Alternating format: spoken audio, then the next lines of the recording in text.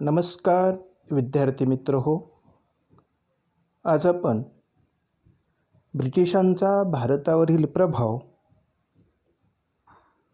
किंवा ब्रिटिश सत्तेचे भारतावरील परिणाम या संदर्भात जाणून घेणार आहोत. ब्रिटिश राजवटीचे भारतावर अनेक दृष्टीने खोलवर परिणाम झालेले आहेत.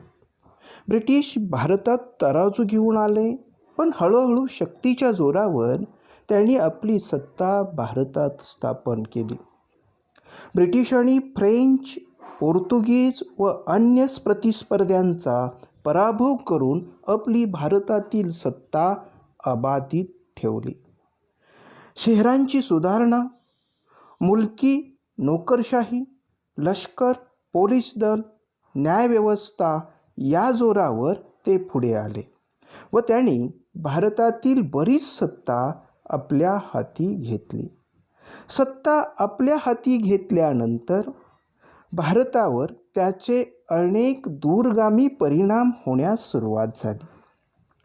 ब्रिटिशांच्या आगमनाच्या वेळी भारत हा असुरक्षित असा देश होता. ब्रिटिशांच्या आगमनाच्या वेळी भारतात सामाजिक, आर्थिक व राजकीय अधोगती झालेली दिसून येते.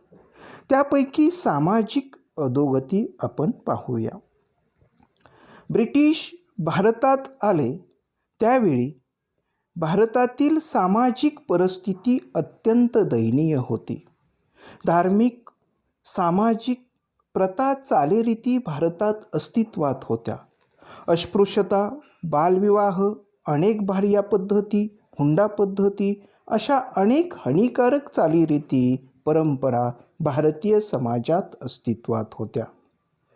स्त्रियांचे स्थान दुय्यम बनले होते.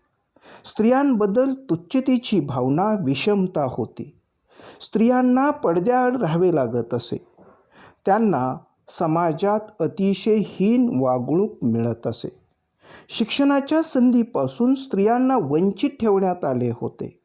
खरे तर त्यांच्या प्रगतीची सर्व दारे बंद करण्यात आली होती. समाज म्हणजे जाती जमातींची एक विषम उतरंड बनली होती. जन्मावर आधारलेल्या जाती व्यवस्थेवर व्यक्तीचा दर्जा ठरवला जात होता. त्यात कर्तृत्वाला काहीच वाव नव्हता.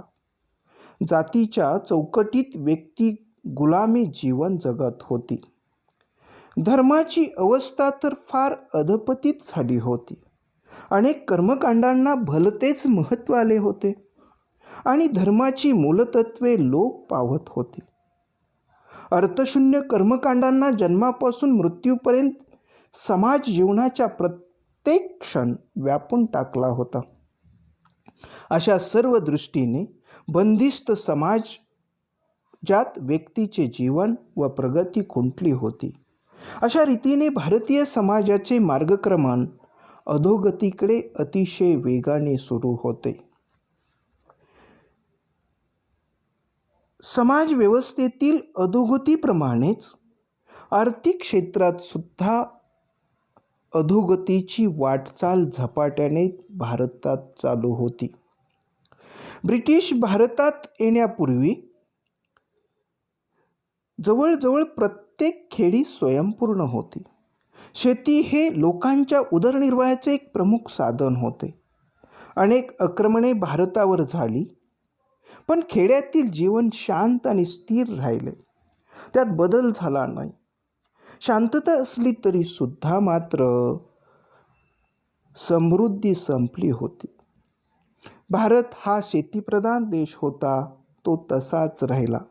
शेती जुनाट अवजाराने पारंपरिक पद्धतीने केली जात असल्यामुळे काहीही बदल त्यामध्ये झाले नाहीत. त्यामुळे उत्पादन थांबले. सर्व शेतीवर अवलंबून असल्यामुळे गरिबी खूपच वाढत गेली. सावकार मजेत राहू लागले व शेतकरी कर्जात सतत बुडत राहिले. आर्थिक विषमता एवढी वाढली गेली की भारतीय अर्थव्यवस्थेचे असे उदास व भकास चित्र अस्तित्वात आले. त्याचबरोबर राजकीय अवनतीसुद्धा, अधोगतीसुद्धा त्या काळात पाहायला मिळते. राजकीय दृष्टीने विचार केला तर भारताच्या राजकीय क्षेत्रात फार मोठे अधपतन झाले होते. भारतात एक प्रकारची सरंजामशाही सर्वत्र नांदत होती.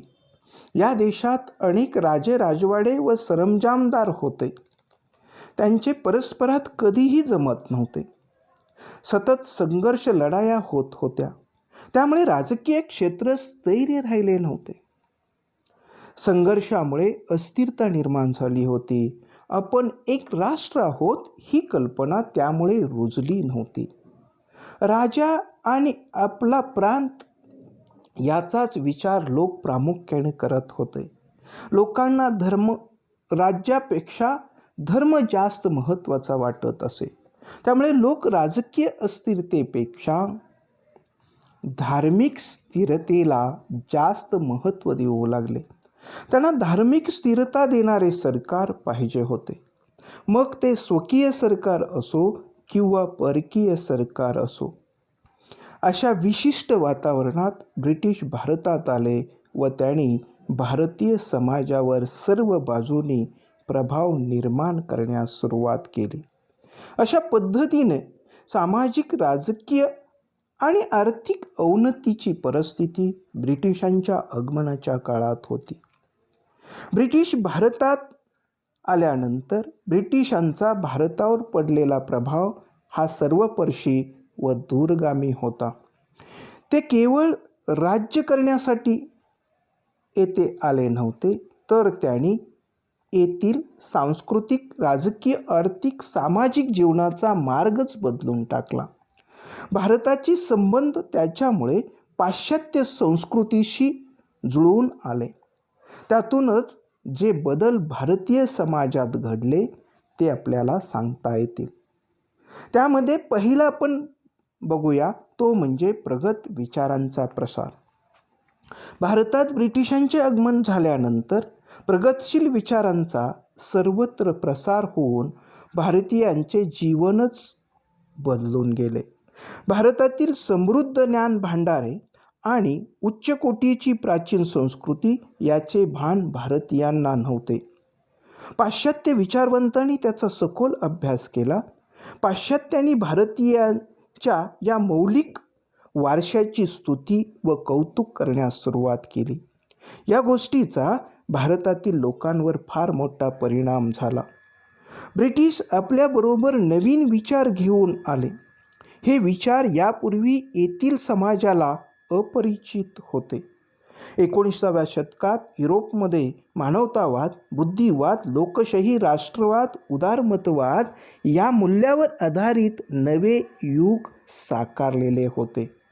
भारतीय तरुणांवर या पाश्चात्य संस्कृतीचा एवढा जबरदस्त प्रभाव पडला की त्यांना पाश्चात्य संस्कृतीचा स्वीकार करावा असे वाटू लागले. अशी विलक्षण खळबळ ब्रिटिशांच्या आगमनामुळे भारतात सुरुवात झाली. ब्रिटिशांपासून प्रेरणा घेऊन समाज प्रबोधनाचे वारे भारतात वाहण्यास सुरुवात झाली. आर्य समाज, ब्राह्मो समाज, रामकृष्ण मिशन, थिओसॉफिकल सोसायटी अशा विविध नामवंत संस्था या काळात अस्तित्वात आल्या. राजाराम मोहन राय, स्वामी दयानंद, ॲनी बेजंट असे कितीतरी समाजसुधारक पुढे आले. ब्रिटिश आले व प्रगतशील विचारांचे समाज प्रबोधन या देशात सुरू झाले. मुसलमान समाजावर सुद्धा ब्रिटिशांच्या आगमनाचा परिणाम झाला. मुसलमान येथील अनेक शतकापासूनचे राज्यकर्ते होते. ब्रिटिश आले व त्यांनी मुसलमानांच्या हातातून सत्ता काढून घेतली. येथे उलट परिणाम असा झाला की अनेक मुस्लिमांना असे वाटू लागले की मुसलमानांनी धर्माकडे दुर्लक्ष केल्यामुळे सत्ता त्यांच्या हातून निघून परकीयांच्या हाती गेली. त्यामुळे मुस्लिम समाजाचे मूळ स्वरूप कायम टिकवण्यासाठी त्यांनी इंग्रजी शिक्षणावर बहिष्कार टाकला पाहिजे हा विचार पुढे आला. त्यामुळे परिणाम असा झाला की प्रगत शिक्षणापासून मुस्लिम दूरच राहिले. परिणामी हिंदू आणि मुस्लिम यांच्यातील दरी वाढत गेली असाही परिणाम झाला. अशा पद्धतीने प्रगत विचारांचा प्रसार हा ब्रिटिश सत्तेचा भारतावरील एक परिणाम आहे किंवा भारतावर एक प्रभाव पडलेला आहे असं आपल्याला म्हणता येईल. यानंतरचे इतर जे काही परिणाम आहेत किंवा प्रभाव आहेत ते आपण पुढच्या भागात पाहू. धन्यवाद.